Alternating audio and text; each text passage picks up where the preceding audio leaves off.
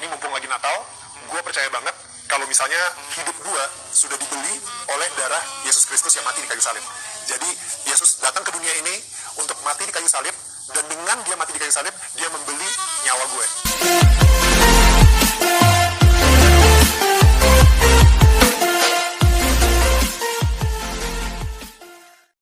Ya, shalom bagi kita semua dimanapun kita berada pada saat ini. Kiranya kita semua tetap berada dalam keadaan sehat, dan apapun yang merupakan aktivitas kita sepanjang hari ini, kiranya Tuhan Yesus memberkati. Dan kembali berjumpa lagi di channel kita ini, yaitu Semayan Yasin. Terima kasih buat teman-teman semua dan juga para sahabat yang sudah mendukung perkembangan channel ini dengan setia. Dan kiranya kita tetap menggunakannya untuk menjadi berkat bagi semua orang.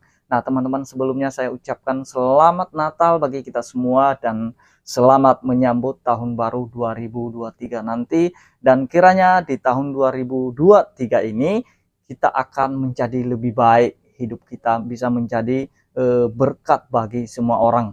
Nah teman-teman, selepas itu pada saat ini saya akan membagikan kepada kita semua ada satu cuplikan video dari saudara kita Daniel Mananta.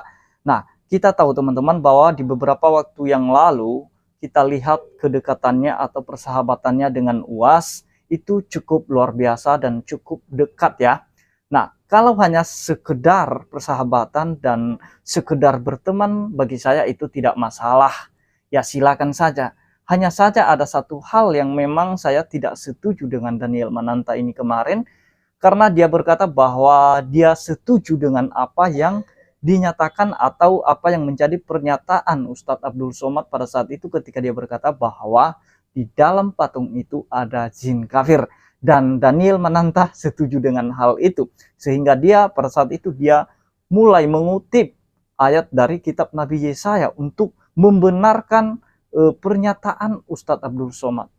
Pada saat ini teman-teman, saya membagikan kepada kita semua satu cuplikan video di mana Daniel Mananta itu sudah merayakan Natal dan dia mulai memberikan pengakuan yang cukup luar biasa tentang imannya kepada Tuhan Yesus Kristus dan serta tujuan atau makna kelahiran Tuhan Yesus ke dunia ini. Mari kita dengarkan bersama-sama.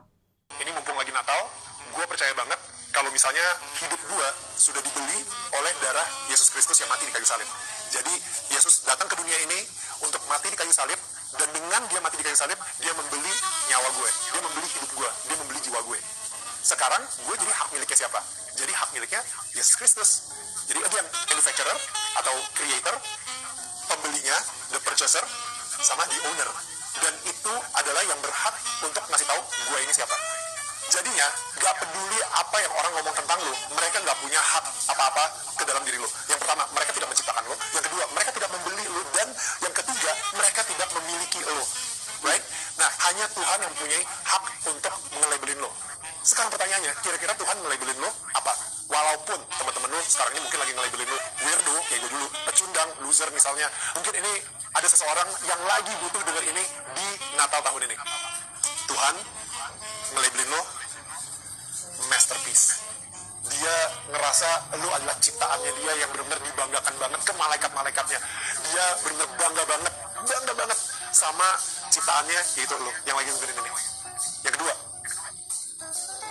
beloved, yang paling dicintain dari yang paling dicintain. Kalau love aja, ya udah dicintain. Tapi ini benar yang paling dicintainya banget nget gitu.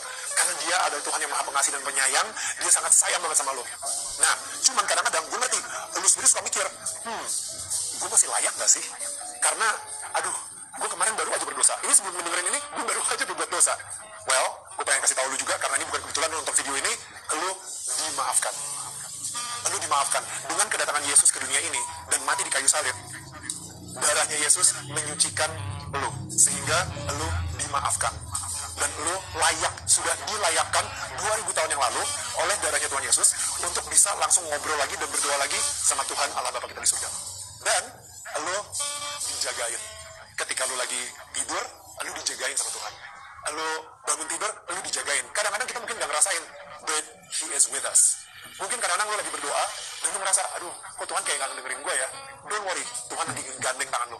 Kadang-kadang kalau misalnya kita lagi digandeng atau misalnya kita lagi dipimpin, ya orang yang gandeng juga diem-diem aja juga gak apa-apa, karena kita tahu kita lagi digandeng, hidup kita lagi digandeng banget. Anyway, ini analogi label maker ini mudah-mudahan bekerja buat seseorang di luar sana. Dan gue berharap banget di Natal ini kita bisa sekali lagi memperingati tentang hari kelahiran Yesus ke dunia ini demi menebus dosa-dosa kita, demi menyelamatkan kita, supaya kita pun bisa dilayakkan untuk menyambung kembali hubungan kita dengan Tuhan di surga. Merry Christmas everyone. Nah, jadi itu videonya teman-teman ya, singkat saja. Kemarin ketika dia bersahabat atau berteman dekat dengan UAS, mulai dari situlah saudara-saudara kita polemikus muslim atau channel-channel saudara kita muslim mulai mengupdate ya berita tentang Daniel Mananta, bahwa Daniel Mananta itu sudah mualaf. Nah, sudah mendapat hidayah, ikut pengajian. Nah, pokoknya mereka membuat judul yang memang sebenarnya tidak sesuai dengan fakta ya. Padahal Daniel Mananta ini sama sekali tidak pernah mualaf atau tidak pernah meninggalkan Yesus. Dan ini buktinya teman-teman, dia mengerti, dia memahami apa makna, apa tujuannya Yesus datang ke dunia ini. Karena begitu besar kasih Allah akan dunia ini, sehingga ia telah mengaruniakan anaknya yang tunggal, supaya setiap orang yang percaya kepadanya tidak binasa, melainkan beroleh hidup yang kekal. Apa yang disampaikan oleh saudara kita Daniel Mananta, bahwa Yesus itu datang, dia mati di atas kayu salib untuk menyucikan kita, untuk memperbaharui hidup kita, untuk menebus kita dari hukuman dosa yang seharusnya kita dihukum karena dosa-dosa kita, tetapi Yesus datang untuk menyelamatkan kita, untuk melayakkan kita, supaya manusia bisa bersekutu kembali dengan Tuhan. Nah, karena awal mulanya ketika manusia jatuh ke dalam dosa teman-teman, itu hubungan persekutuan antara manusia dengan Allah itu sudah rusak. Nah, jadi itulah sebabnya di dalam perjanjian lama, kalau mereka datang kepada Tuhan, mereka harus membawa korban supaya mereka layak. Nah, itu untuk menebus dosa mereka, kesalahan mereka, supaya mereka layak untuk bersekutu dengan Tuhan. Itu sebenarnya hanya korban yang merupakan gambaran Yesus Kristus yang sesungguhnya sudah datang itu. Dan itulah Yesus yang menjadi korban, berlaku sekali untuk selamanya. Dan Yesus itu disalib untuk menebus kita dari hukuman dosa, sehingga kita layak dan kita bisa membangun hubungan lagi dengan Tuhan kita Yesus Kristus. Mungkin beberapa oknum ustadz ya, yang mungkin mereka tidak setuju dengan Natal, mungkin mereka mengharam-haramkan Natal. Apa itu Natal? Tidak pernah diperintahkan dalam Alkitab untuk merayakan Natal, tidak pernah ada secara eksplisit tertulis tanggal kelahiran Yesus. Dan bahkan ada juga oknum ustadz dan termasuk sahabatnya ini, saudara kita Daniel Mananta, yaitu Ustadz Abdul Somad, yang mengatakan bahwa kalau kita mengucapkan selamat Natal bagi Kristen, itu sama halnya kita mengakui bahwa Yesus itu adalah anak Tuhan. Nah, jadi seolah-olah kalau orang sudah mengucapkan Natal, itu sama halnya sudah mengaku Yesus sebagai Tuhan teman-teman, atau sebagai anak Tuhan. Artinya kita sudah mengaku Yesus anak Tuhan, kita mengakui Yesus sudah mati, kita sudah mengakui Yesus sudah disalib. Nah, itu artinya kalau kita sudah mengucapkan Natal. Padahal teman-teman, di dalam Alkitab itu sudah jelas ya, bahwa Yesus itu merupakan inkarnasi dari Allah itu sendiri, di mana pada mulanya itu sebenarnya firman, dan firman itu bersama-sama dengan Allah, dan firman itu adalah Allah sendiri. Dan firman yang adalah Allah sendiri itu telah menjadi manusia. Apa yang kurang? Alkitab sudah menjelaskan itu secara mendetail, siapa Yesus, siapa Kristus, itu dimulai dari nubuatan para nabi. Itulah sebabnya Yesus sudah mengakui kepada murid-muridnya ya, sudah mengakui bahwa akulah yang dinubuatkan dalam kitab Taurat Nabi Musa, kitab Mazmur, kitab para nabi. Itu perkataan Yesus, itu pengakuan Yesus kepada pengikut-pengikutnya. Apa yang kurang? Sudah jelas nubuatan dan penggenapannya. Nah, Kalau misalnya pun ada mereka yang tidak setuju dengan hal itu atau yang tidak percaya dengan hal itu, tidak masalah bagi orang Kristen. Atau juga kalau ada yang tidak mau mengucapkan selamat Natal, ya tidak ada masalah bagi orang Kristen. Silakan tidak ucapkan. Tidak ada juga yang memaksa supaya Anda mengucapkan selamat Natal. Kan tidak ada.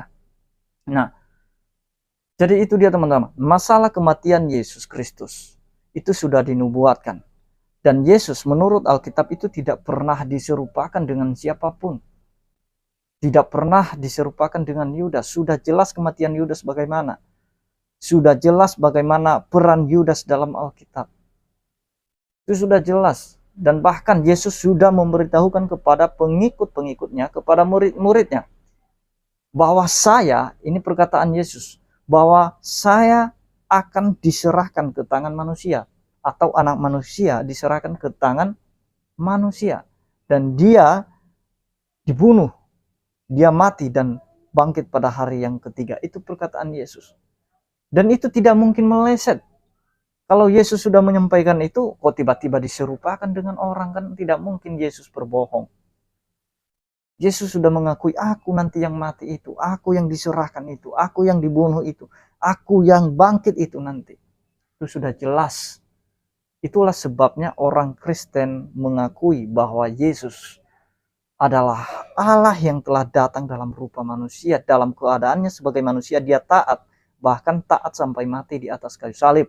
Bahkan pada hari yang ketiga dia bangkit kembali, membuktikan bahwa kematian atau maut tidak berkuasa atas dia. Dan dia bisa menaklukkan maut itu. Dia bangkit kembali, membuktikan bahwa dia adalah Tuhan. Sebenarnya saya bahas ini karena ada beberapa channel polemikus muslim ini yang suka membahas Daniel Mananta ini dan memberikan judul sudah mendapat hidayah, sudah mualaf, padahal sama sekali tidak. Kiranya kita tetap memegang kuat iman kita kepada Kristus Tuhan kita yang telah menebus kita dari hukuman dosa, dan dari dialah kita memperoleh hidup yang kekal. Itu sudah janjinya. Yesus berkata, aku pergi untuk menyediakan tempat bagimu. Nah, kalau Yesus yang menyediakan tempat bagimu, maka dia sendiri yang membuat jalan untuk sampai ke tempat yang dia sediakan itu. Supaya jangan ada yang nyasar. Nah, demikian yang saya sampaikan, kiranya Tuhan Yesus memberkati kita semua. Shalom.